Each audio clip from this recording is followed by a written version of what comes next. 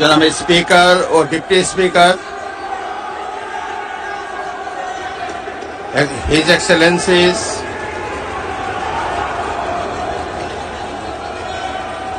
সম্মানিত সংসদ সদস্যবৃন্দ,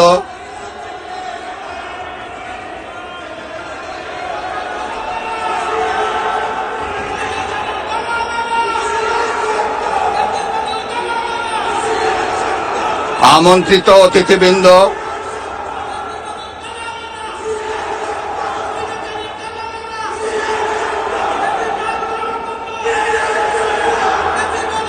প্রিন্ট এবং ইলেকট্রনিক মিডিয়ার সম্মানিত সাংবাদিকবৃন্দ, আপনাদের সবাইকে জানাই আন্তরিক অভিনন্দন ও শুভেচ্ছা।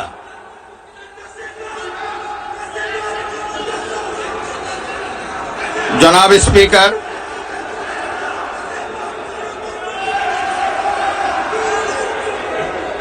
ত্রয়োদশ জাতীয় সংসদের এই উদ্বোধনী অধিবেশনে বাংলাদেশের ইতিহাসের এক ঐতিহাসিক মুহূর্ত।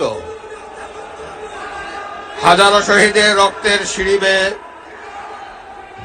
দীর্ঘ ১.৫ দশকের ফ্যাসিবাদী শাসনের অবসানের পর একটি শান্তিপূর্ণ, অবাধ, সুষ্ঠু ও নিরপেক্ষ নির্বাচনের মাধ্যমে নির্বাচিত প্রতিনিধিদের নিয়ে এই মহান জাতীয় সংসদের যাত্রা শুরু হয়েছে। ত্রয়োদশ জাতীয় সংসদ নির্বাচনে অংশগ্রহণকারী সকল রাজনৈতিক দল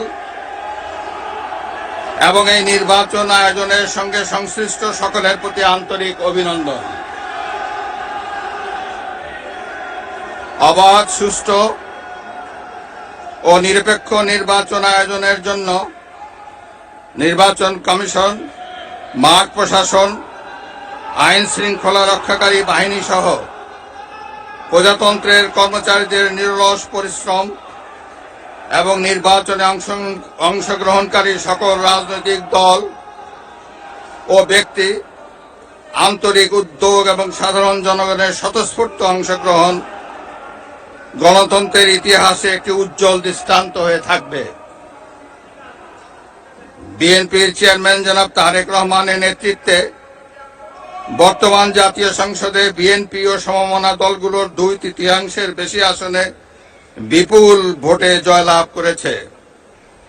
জাতীয় সংসদে একটি শক্তিশালী বিরোধী দলের পাশাপাশি কয়েকজন স্বতন্ত্র সদস্যও রয়েছেন। আমি এই সংসদে আপনার মাধ্যমে প্রধানমন্ত্রী তারেক রহমান এবং তার নেতৃত্বে গঠিত নতুন সরকারকে আন্তরিক অভিনন্দন জানাচ্ছি। জাতীয় সংসদের সকল সদস্যের প্রতিও রইল আমার প্রাণ ঢালা শুভেচ্ছা ও অভিনন্দন। আমি মহান মুক্তিযুদ্ধের লাখো শহীদ এবং বীর মুক্তিযোদ্ধাদের শ্রদ্ধার সঙ্গে স্মরণ করছি।